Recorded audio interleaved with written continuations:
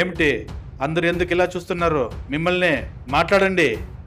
రాజకీయ నాయకులు పుట్టించిన మతాల మరణ హోమంలో మిగిలిన బూడిద కుప్పలు మీరు మాట్లాడలేరు. మదనపల్లిలో 7 సంవత్సరాల ఆ పసిబిడ్డ ఎలాగూ చనిపోయింది. బ్రతికున్న నేరానికి కనీసం మీరైనా మాట్లాడండి. గుడిలో భజన, మసీదులో నమాజు, చర్చిలో ప్రార్థన చేస్తే ఏం ప్రయోజనం లేదు. ప్రజెంట్ ఇప్పటికీ కూడా ఎక్కడో ఒక చోట ఆ పసిబిడ్డ కామాంధుల చేతులు బలైపోతున్నారు. మనకు మాత్రం మనం బాగున్నామా లేదా, మన ఫ్యామిలీ బాగుందా లేదా, ఎవరు ఏమైపోతే మనకేంటి, ఈ ప్రపంచం ఎలాగన్నా పోనీ మనం బాగుంటే చాలు అనే ధోరణిలో బతుకుతున్నాం మనం. ఇలాంటి ఇన్సిడెంట్లు జరిగినప్పుడు మాత్రం కొవ్వొత్తుల ప్రదర్శన చేస్తాం మనం. ఆ పసిబిడ్డను రేప్ చేసి చంపడం అన్యాయం కదా అని కొంతమంది బాధపడతారు. ఈ అన్యాయాన్ని ప్రతిఘటించాలని మరికొంతమంది పిడికలు బిగించి ఆవేశపడతారు. న్యాయమో అన్యాయమో అంతా పైన చూసుకుంటాడని వేదాంతంగా మాట్లాడుకుంటూ ఇంటికి వెళ్తారు. టీవీనో ఫోన్ చూస్తుంటాము, పెళ్ళాం భోజనానికి పిలుస్తుంది, తింటాము, నిద్రపోతాము, తెల్లారుతుంది. అంతేగాని ఈ పసిబిడ్డలను ఎందుకు రేప్ చేసి చంపుతున్నారు, రేపు మన పిల్లల పరిస్థితి ఏంటి, దీనికి ముగింపు అనేది లేదా, దీన్ని ఎలా అరికట్టాలని మాత్రం ఆలోచించరు.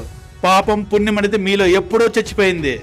ఒకవేళ ఉన్నా ఇలా మానభంగాలు మడ్డలు జరిగినప్పుడు మాత్రం వస్తాయి. మళ్ళీ తింటాం, పడుకుంటాం, తెల్లారుతుంది. ఇది మన దేశ ప్రజల మెంటాలిటీ. అడుగడుగున ఆకలి, అవినీతి, దరిద్రం, దౌర్జన్యం, నిరుద్యోగం, మానభంగాలు విలయతాండవం చేస్తున్నా 79 సంవత్సరాల స్వరాజ్యంలో పసిపిల్లలకు ఎందుకు పట్టింది గతి అని ఒక్కసారైనా ఆలోచించామా? సొసైటీలో మనమందరం కుక్కల్లా, నక్కల్లా, పశువుల్లా హీనాతి హీనంగా బ్రతుకుతున్నాం. చిత్తు, ఇది ఒక బతికేనా? ఇంకేమన్నా మాట్లాడితే ఇదంతా మన కర్మ, నుదుటి మీద రాత అని మీ అసమర్థతను మీకు మీరు సర్ది చెప్పుకుంటున్నారు. నూతిలో కప్పలాగా గిరిగీసుకుని బ్రతుకుతున్నాం.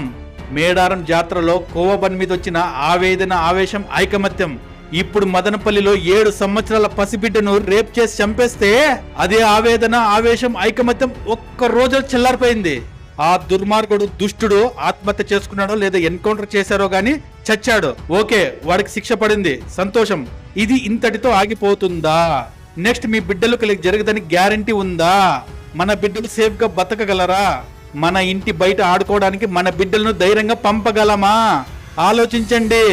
ఇలా ఎన్ని రోజులు, ఎన్ని సంవత్సరాలు భయపడుతూ బతకాలి? నేను హిందువుని, నేను ముస్లింని, నేను క్రిస్టియన్ని, నేను బ్రాహ్మణుని, నేను రెడ్డిని, నేను కమ్మని, నేను కాపుని, నేను అర్జునుడిని అని మీకు మీరే ఒకరి మీద ఒకరు పడి కొట్టుకోవడంలో ముందుంటారు. మన బిడ్డలకు రక్షణ లేనప్పుడు ఎందుకు ఈ క్యాస్ట్, ఎందుకు ఈ మతం, దీని మీద పోరాడుతూనే ఉంటారా? మీలో చైతన్యం అనేది రాదా? ఇలాగే మౌనంగా ఉండిపోతారా? గుర్తు పెట్టుకోండి, మీ మౌనం మీ బిడ్డలకు సమాధి. ఎక్కడో ఎవరికో ఏమో జరిగితే అంతగా పోరాడతామే, మన బిడ్డల భావి భవిష్యత్తు కోసం పోరాడండి.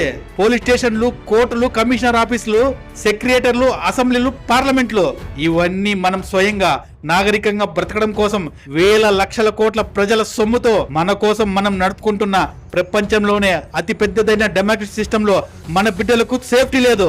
మన అక్కలకు, మన చెల్లెలకు, మన కూతులకు జరుగుతున్న అరాచకాన్ని ఆపడంలో సిస్టమ్ పూర్తిగా ఫెయిల్ అయిపోయింది. అయ్యా మోదీ గారు, చంద్రబాబు గారు, పవన్ కళ్యాణ్ గారు, మాకు ఫ్రీ రేషన్లు, ఫ్రీ బస్సులు, ఫ్రీ గ్యాస్లు వద్దు. మా పిల్లలకు సేఫ్టీ కావాలి. మా పిల్లలు నిండు 100 ఏళ్ళు బ్రతకాలి. మా పిల్లల బ్రతుకులకు గ్యారంటీ ఇవ్వండి. మీకు చేత కాకపోతే సిస్టంలో కొత్త బిల్ పాస్ చేయండి. ఆడపిల్లలను కనడం తల్లిదండ్రుల నేరమని మన అత్యుత్తమైన రాజ్యాంగ నిపుణులకు చెప్తున్నా. భారతదేశంలో భ్రూణ హత్యలు చట్టబద్ధం చేయండి. ఆడపిల్లని పుట్టగానే తెలిస్తే అప్పుడే చంపేసుకుంటాం. 10 సంవత్సరాలు దాటక ముందే ఎటు బయట అత్యాచారాలు చేసి చంపేస్తున్నారు. అయ్యా మోదీ గారు, ఒక్కసారి ఆలోచించండి. అరే, మా పిల్లల్ని ఆడుకోవడానికి మా ఇంటి బయటకే కదా పంపిస్తున్నాం, ఏ అడవిలోకో ఎడారిలోకో కాదు కదా, మనలాంటి మనుషుల మధ్యకే కదా వెళ్ళేది. ఏంటి సార్ ఈ కర్మ? పుణ్యభూమి, వేదభూమి, కర్మభూమి అని ఇన్ని పేర్లున్న మన భారతదేశానికి ఈ కర్మ ఏంటి సార్? మా పిల్లల్ని బయటకు ఆడుకోవడానికి పంపించాలని భయం వేస్తుంది. కామంతో చూస్తున్న కొందరి అడవి మృగాల మధ్య ఆడుకోవాలి మా బిడ్డలు. ఎప్పుడు ఎవడు ఎక్కడ ఏం చేస్తాడని భయం. ఆ భయంతోనే రోజు చచ్చి బతుకుతున్నాం. అరే, చిన్న పిల్లల్లో కూడా మీకు ఏ యాంగిల్ సెక్స్ అపిరెన్స్ కనిపిస్తుందరా కొడకల్లారా? మీకు మాతృదేవోభవ అనే మొదటి నమస్కారం స్త్రీకే మొదట పెట్టమని మన సంస్కృతి ప్రపంచానికి నేర్పింది. మరి మన వాళ్ళు నేర్చుకుంది ఏంటి? మోదీ సార్, ఆడదాన్ని కొంగులాగితే 18 లక్షల మందిని పిచ్చి కుక్కలు చంపినట్లు చంపిన మహాభారతం విని మన వాళ్ళు ఏమీ నేర్చుకోలేదు. ఆడది కనిపిస్తే చాలు, అది 4 నెలల పసిబిడ్డైనా సరే మృగంలా మీద పడిపోతున్నారు సార్. బేటీ బచావో బేటీ పడావో అని ప్రచారం ఊదరగొడుతున్న మీ ప్రభుత్వాలు రేప్ కేసుల కట్టడికి ఏం చేస్తున్నారు? ఎక్కడో అక్కడ మానభంగాలు జరుగుతూనే ఉన్నాయి. సినీ నటి ప్రత్యూష కేసు దాదాపు 22 నుంచి 24 సంవత్సరాల తర్వాత నిందితుడికి శిక్ష పడింది. అది కూడా 2 సంవత్సరాలు. ఏంటి సార్ ఈ చట్టం? ఆడపిల్లల తల్లిదండ్రులు అప్రమత్తంగా ఉండమని అనే ఉచిత సలహా దేనికి సంకేతం? నేటి భారతంలో రేపుల పర్వం రేపటి సభ్య సమాజానికి ఏం సందేశం ఇస్తోంది? నిర్భయ దోషులకు ఉరిశిక్ష పడ్డా కూడా సీన్ మారలేదు.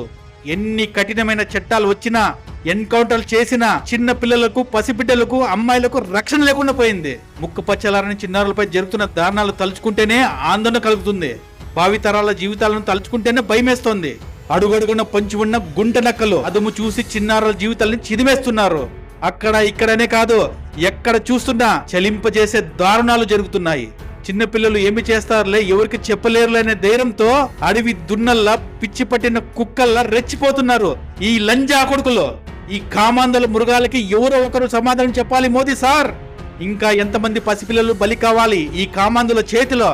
మనం ఇక్కడ ఏసీ గదులు ముచ్చట్లు చెప్పుకుంటుంటే అక్కడ ఏ మూలనో కామాంధుల చేతుల్లో పసిబిడ్డలు చిదిమేయబడుతున్నారు. ఆ పసిబిడ్డల ఆర్తనాదం మీ చెవులకు వినపడడం లేదా? ఆ పసి ప్రాణం గిలగిల కొట్టుకుంటుంటే మన రక్తంలో చలనం లేదా? మనం మనుషులమా లేక శవాల్లాగా బ్రతుకుతున్నామా? చాలా మంది అంటుంటారు అలాంటి వాడిని ఎన్కౌంటర్ చేయాలని, మరి కొంతమంది వాడిని రోడ్డు బిడ్డ నిలబెట్టి నరకేయాలని.